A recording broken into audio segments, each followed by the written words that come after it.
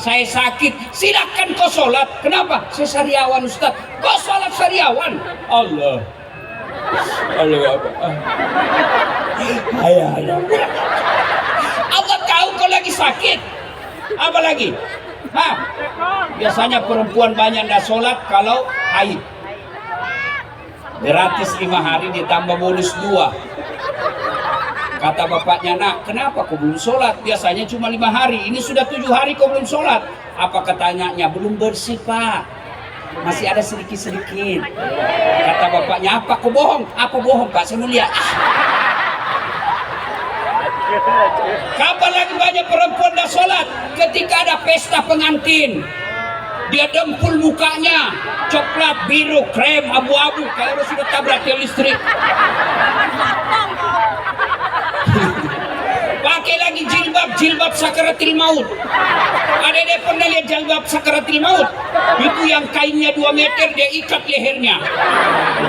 Dia kasih guna di sini, terpaksa lehernya kayak robot. Jalan lagi pakai roknya sempit.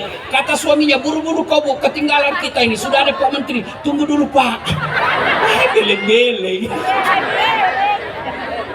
Hei, Ustadz, dia tidak kaya karena dia cerdas. Ada kala cerdasnya Nabi Nuh. Di kampung saya, Sulawesi Selatan, ada satu kabupaten yang ahli bikin perahu. Tapi sehebat-hebatnya bikin perahu, tetap aja dia bikin perahu pesisir pantai.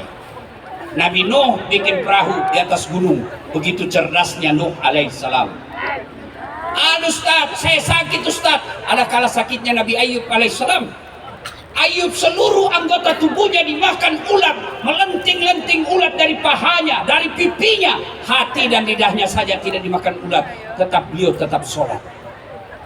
Gagah Ustaz, ada kala gagahnya Nabi Yusuf. Yusuf alaihissalam, manusia tergagah di dunia. Begitu gagahnya Yusuf alaihissalam, Allah perintahkan Nabi Yusuf waktu itu diperintahkan oleh raja, silakan ibu-ibu kumpul, pegang bawang, pegang pisau, iris bawang. Mereka sedang mengiris bawang, Yusuf alaihissalam suruh lewat Yusuf, semua ibu-ibu terpesona. Ini bukan manusia, ini malaikat.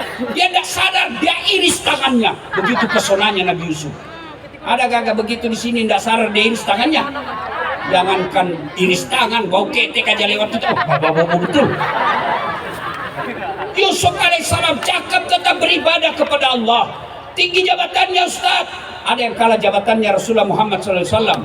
Penghulu para nabi, kekasih Allah. Beliau tetap sujud beribadah kepada Allah. Maka saudaraku, kalau hidupmu susah, rumah tanggamu tidak pernah bahagia, pasti sholatmu bermasalah. Satu, pesan hari ini, perbaiki sholat. Sholat sebaik-baiknya. Kalau sholatmu baik, insya Allah Allah berikan kamu. Tapi kalau saya sudah sholat Ustaz, apa yang saya minta Allah tidak kasih, percaya apa yang kamu minta tidak baik. Sudah pasang baleho, sudah jual Jawa untuk jadi caleg, kok tidak terpilih? Allah tahu bukan caleg tempatmu yang terbaik.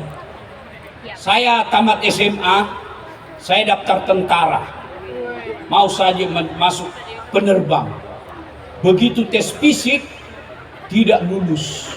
Kenapa? Ceper, tidak cukup tinggiku. Saya protes kepada Allah waktu itu. Ya Allah, kenapa kau lahirkan saya dalam keadaan pendek? Kau tidak rugi jadi Tuhan kalau saya jadi tentara. Teman saya lulus. Dia sekarang polisi reserse di Polda Sulawesi Barat. Dia pakai 2 bunga di pundak, AKBP. Pakai topinya, baretnya, baret merah. Saya lulus jadi ustadz, makainya baret putih. Alhamdulillah dengan baret putih yang saya pakai, mulai baret merah sampai baret hitam, ku caramai kau semua. Allah kasih yang terbaik. Maka ini dengar para caleg, kalau tidak terpilih, jangan kau minta kembali sumbanganmu. Berarti itulah yang terbaik. 2014 saya ikut Pilwali Makassar. 10 pasang calon. Kalau Ustaz tidak, cuma yang menang lebih banyak suaranya. Gagal saya jadi akabri, saya daftar fakultas kedokteran. 3 kali saya ikut SMPTN waktu itu namanya. Begitu tes tidak ada nama saya. Tahun berikutnya tes lagi tidak ada nama saya. Tes berikutnya tidak ada nama saya. Kawan saya lulus, padahal tidak pernah kalah nilai saya dari dia. Sekarang dia lulus tugas jadi dokter di Kepulauan Aru. Mau Ramadan saya telepon mau lebaran. Dok, pulang lebaran? Tidak Ustaz. Rugi-rugi kau cari uang jauh-jauh, kau tidak pulang lebaran sama keluargamu. Mahal tiket Ustaz. Dalam hati saya, untung saya tidak jadi dokter. Kenapa? Saya tidak pernah pusing soal tiket. Siapa yang belikan? Ibu Bupati. Hebatnya lagi, pergi tidak bawa uang, pulang. Maka sedulur-sedulur, perbaiki sholatmu. Apa yang kamu minta Allah kasih. Kalau kau tidak dikasih, maka percaya apa yang kamu minta tidak baik.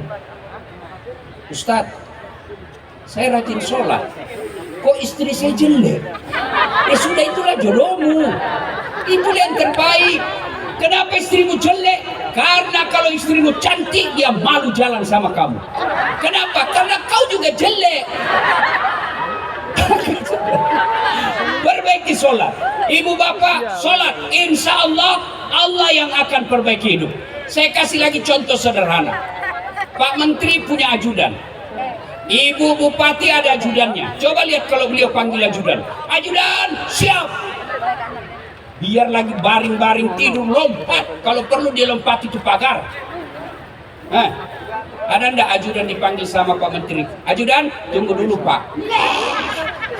Injak lehermu. Ajudan, Bapak dan dia sesibuk. Langsung kau jadi yang tadinya kepala dinas menjadi staf ahli. Ahli yang tidak ada stafnya.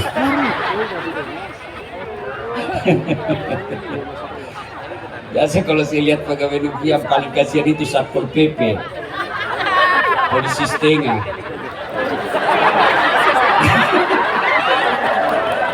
Pegawai honor lagi kasihan. Tahu lagunya pegawai honor? Tahu lagunya pegawai honor? Berakit-rakit dahulu, berenang-renang ke tepian, sakit-sakit dahulu, susah-susah dahulu, lalu kemudian tetap susah. Itu lagunya pegawai honor. Tapi pegawai negeri lebih susah lagi Pak. Habis duitnya belum apa-apa sudah habis. Dia bilang pegawai negeri itu start tanggal 1 sampai tanggal 10 makannya sari lauk. Keren. Tanggal 11 sampai tanggal 20 turun sedikit Ustaz, sari mie.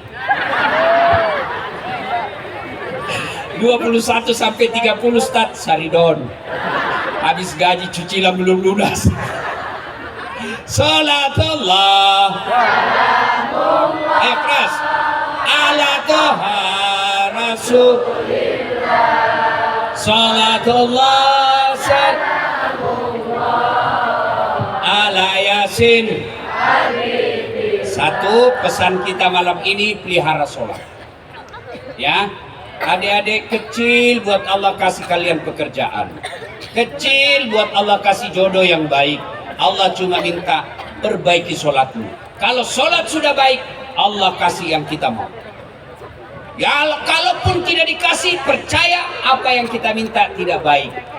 Pesan kedua, mari jaga ukhuwah, persaudaraan. Jangan gara-gara pilpres kalian berpecah belah. Adik-adik sekalian, saya tanya, 2019 siapa yang bertanding waktu itu? Siapa? Joko Widodo melawan Prabowo. Siapa yang menang? Bapak Jokowi. Siapa menterinya? Prabowo. Pak Joko Widodo jadi presiden, Pak Prabowo jadi menterinya. Mereka tetap satu paket, kalian bertetangga bertengkar. Maka jangan bercerai-berai. Kalau Banyuwangi ini mau sukses, jangan bertengkar. Silakan pilih jagoanmu, tapi jangan kau hina lawanmu.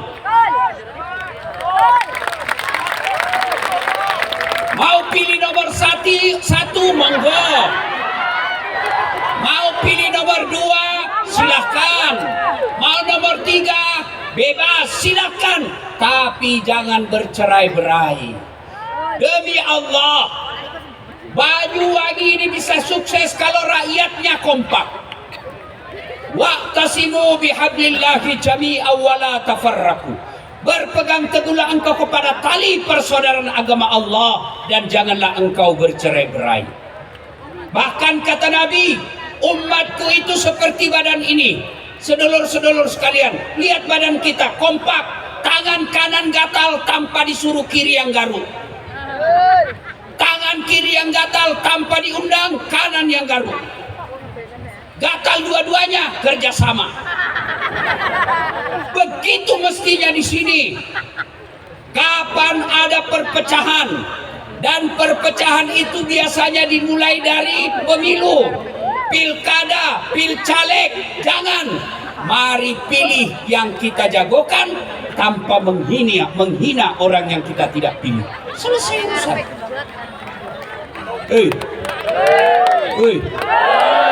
Jangan bercerai-berai. Caleg jangan sogok rakyatmu. Rakyat jangan peras calegmu. Tim sukses jangan kau menghasut rakyat. Dan biasanya tim sukses itu kontraktor. Pernah dengar ceritanya kontraktor di akhirat?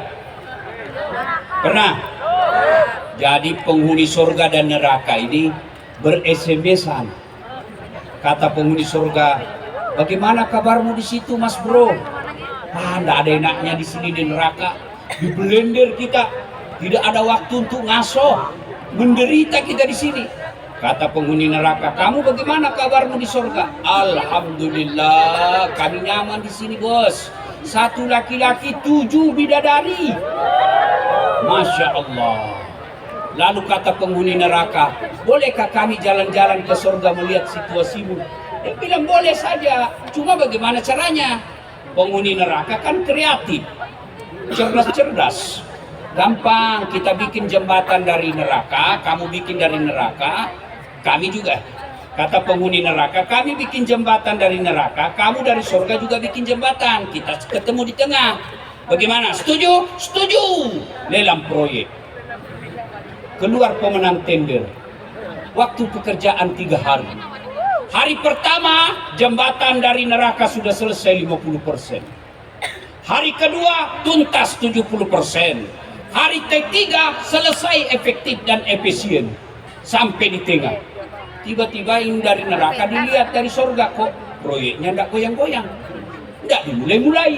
Teriaklah ini dari neraka, Mas Bro, kenapa kau belum mulai proyekmu? Kami sudah sampai di tengah sesuai perjanjian. Apa kata dari surga? Bagaimana kami mulai? Kontraktor, pemborong, panitia, pengawas, ada semua di situ.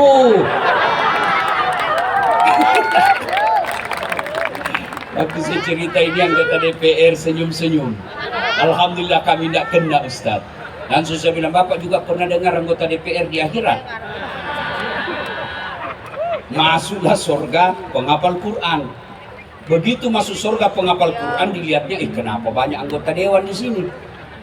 Biasanya di negara saya tangkap OTT. Dia pergi protes sama malaikat penjaga surga. Malaikat, kenapa banyak anggota dewan di sini? Negara saya banyak ditangkap, kok ada banyak di sini?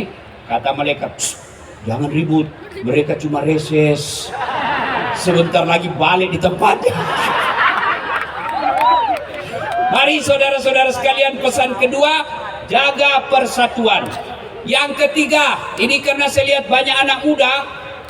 Anak muda sekalian, boleh ibu bapak kalian miskin, ibu bapak kalian petani, tapi Tuhanmu maha kaya. Saya kalau lihat orang tua saya, rasa-rasanya tidak mungkin saya bisa sekolah tinggi-tinggi. Coba kalau disebut nama saya yang lengkap, jarang-jarang juga seperti itu gelarnya. Doktor, Dasat Latif, Esos, Sarjana Sosial, SAG, Sarjana Agama, MSI, Master Science, PhD, Philosophy of Doctor. S1 saya 2, doktor saya 2, 1 dari luar negeri, satu dalam negeri, tapi istri tetap satu. Kau takut sama istrimu, Ustaz? Demi Allah, saya tidak pernah takut sama istriku. Cuma istriku lebih berani. Bagaimana itu? Ini ada orang Bugis juga di sini, Pak Menteri. Itu keluarga saya. Dia pasti kasih tahu nanti istri saya itu. Pak Jupri Rahman, ya. Saudara-saudara sekalian, belajar. Imam Ali pernah ditanya, "Ya Ali, kalau engkau disodorkan antara harta dengan ilmu, kamu pilih mana?" Adik-adik, kalau disodorkan kepada kalian HP dengan kitab Durratun Nasihin, pilih mana? Pilih mana? Kitab. Pencitraan. Pilih. Ini dipilih. Ali, pikir punya pikir, harta atau ilmu? Kata Ali bin Abi Thalib, saya pilih ilmu.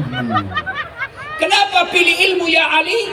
Ada 3 kelebihan ilmu dibanding harta. 1, ilmu dia yang jaga kamu. Harta setengah mati kau jaga. Punya duit 5 juta, kasih masuk belek-belek. Tahu belek-belek? Kaleng, gembok. Sudah itu kaleng kasih masuk lemari, gembok. Sudah berapa gemboknya? 2. Masuk ke keluar kamar, gembok lagi kamar, 3 gemboknya. Keluar rumah, gembok lagi pintu, 4 gemboknya. Keluar pagar, gembok lagi pagar, 5 gemboknya. Sampai di kantor hilang kuncinya. Setengah mati kita jaga yang namanya harta. Sementara itu ilmu dia yang jaga kita. Mana buktinya? Coba lihat pasangan suami istri ini. Ada menteri, ada bupati, kemana-mana dikawal. Kenapa? Karena pintar. Tidak mungkin jadi bupati dan menteri kalau tidak pintar. Maka kalau ilmu, dia yang jaga kamu.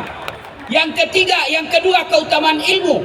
Kata Ali bin Abi Thalib, dengan harta kau bisa dapat, dengan ilmu kau bisa dapat harta, tapi dengan harta belum tentu kau dapat ilmu. Berapa banyak orang kaya sampai di Jakarta mati lampu otaknya. Kenapa? Karena dia tidak bisa menerima teknologi. Sebaliknya, berapa banyak orang tadinya rakyat biasa karena punya ilmu, Allah angkat derajatnya menjadi dapat duit dengan ilmunya. Maka adik-adik sekalian, dengan ilmu kamu bisa dapat harta. Yang ketiga, ilmu kau belanjakan tambah, sementara harta kau belanjakan berkurang. Maka adik-adik sekalian, terutamanya kita di masyarakat Kabupaten Banyuwangi, sekolah dengan catatan, pegang baik-baik, gantungkan cita-citamu setinggi bintang di langit, tapi rendahkan hatimu seperti mutiara di dasar laut. Boleh ilmumu tinggi, boleh saja alhamdulillah gelarmu banyak, tapi jangan kau sombong merendahkan orang lain. Kepada para saudaraku, para aktivis dakwah, para penceramah yang Allah karuniakan ilmu yang baik, mari saling menghormati perbedaan. Jangan kau menghina orang yang berbeda pendapat denganmu. Orang yang tinggi ilmunya mestinya memakai ilmu padi, makin berisi, makin tunduk ke bawah. Saudara-saudara sekalian, wa'tasimu bihablillahi jami'an wa la tafarraqu. Berpegang teguhlah kepada tali persaudaraan agama Allah dan janganlah kau bercerai-berai. Dan yang ketiga, tuntut ilmu setinggi-tingginya. Jangan pernah putus asa karena Allah Maha Kaya. Yarfa'illahu alladhina amanu minkum walladhina utul ilma darajat. Adik-adik sekalian yang santri tadi, jangan pernah kau minder berhadapan dengan orang yang sekolah umum. Anak-anak santri, jangan pernah kau minder daripada fakultas-fakultas sosial lainnya. Jangan kau berpikir saya pesantren tidak bisa masuk universitas terhormat. Justru menjadi ulama saat sekarang ini, jauh dari dulu sampai sekarang menjadi baik kehidupanmu. Hei, mana buktinya? Bos, saya enggak cakep, tapi saya bisa dapat duit. Dari apa? Dari ilmu. YouTube, coba tengok viewer saya sekarang. Sudah lebih 300 juta. Allahu Akbar. Maka adik-adik sekalian belajar. Kalau kau belajar, janji Allah saya angkat derajatmu. Derajat dunia, derajat akhirat. setelah kau dapat ilmu, tawadu, rendah hati, jangan sombong, jangan merendahkan orang lain. Ada juga biasa kita dengar penceramah kan seolah-olah dia panitia hari kiamat. Semuanya salah, semuanya susah. Kamu akan dibanting, dilipat, ditusuk pantatmu. Dia aja kayaknya mau masuk surga. Kayak beragama ini sangat sulit. Dakwah jangan membuat orang lari dari Islam. Makanya dakwah saya meskipun banyak orang mengatakan saya ustadz stand up comedy, tidak jadi masalah. Yang penting niat saya bagaimana orang senang mau dengar dakwah. Ibu bapak saudara-saudara sekalian, banyak yang ingin kita sampaikan tapi waktu yang terbatas. Satu, pesan khusus. Satu, masih ingat? Pelihara sholat dengan sebaik-baiknya. Dua, jaga persatuan, jangan berpecah belah. Tiga, belajar dan belajar. Lalu lengkapilah hidupmu dengan bersalawat kepada Rasulullah Muhammad sallallahu alaihi wasallam. Jadikan tradisi dalam kehidupan sehari-hari bersalawat kepada Rasulullah Muhammad sallallahu alaihi wasallam. Doa orang-orang yang rajin bersalawat, Allah lebih mudahkan terkabul doanya daripada mereka yang berdoa tanpa bersalawat kepada Rasulullah Muhammad sallallahu alaihi wasallam. Mudah-mudahan kota Banyuwangi di usia 252 ini Allah semakin turunkan berkahnya. Allah muliakan orang-orang yang diberikan di pundaknya kekuasaan dan jabatan. Rakyatnya dimakmurkan, ditegakkan keadilan di tengah-tengah mereka, dan disejahterakan dalam kehidupan sehari-hari. Demikian, mudah-mudahan ada manfaat. Lebih dan kurangnya mohon dimaafkan. Usikum wa nafsi bitaqwallah. Assalamualaikum warahmatullahi wabarakatuh. Waalaikumsalam.